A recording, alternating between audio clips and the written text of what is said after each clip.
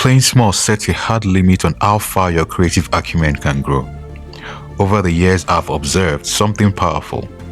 Every creative who once looked down on themselves, constantly saying they weren't good enough at their craft, eventually rose to a level of true mastery. What changed? They grew. They shifted how they viewed their work, but most importantly, they transformed how they saw themselves. Once that inner switch happened, they stepped off the small field and started playing at a level that matched their potential. The price of admission to playing big will always be in your mind.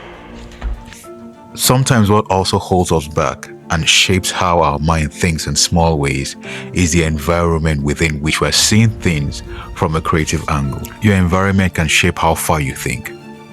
A case in point was when I wanted to move ahead in my photography career. What I did was to book a trip to the golf photography conference that was happening in Dubai. What I wanted to do was to put myself in an environment that saw what was possible beyond what I was used to. Up until then, everything that had to do with photography was crafted within the environment I was used to. Now I wanted to put myself in an environment that will make me uncomfortable, but it will allow me to see what was possible beyond my scope. I got a chance to meet with my photography mentors, to have conversations with them. That in itself shifted my mind that this was possible. The next thing I had to do beyond possibility was to accept that it was possible in my life.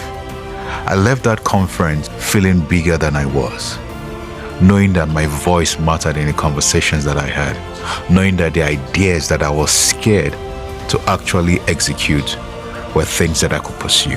That laid the foundation for the kind of life I live when it comes to being creative. And it wasn't a one-off event. I have over time repeated that exercise where I put myself in an uncomfortable position, but a position that will allow me to be my creative best. So the question is, what's holding you back? Is it your environment that has put a ceiling to how far you can be creative? Maybe it's time you put yourself in an environment that will make you uncomfortable, but without that will make you see what's possible. And the last thing I'll tell you, when you see what's possible, accept that it can be possible in your life so that you can be your creative best. My name is Adeleke Aladekoba, and I help creatives to be their creative best. See you on the next one. 6 Tips to Help You Thrive as a Creative is available now. Pick up the digital version on PayHip or Gumroad, or order the hard copy on Amazon today.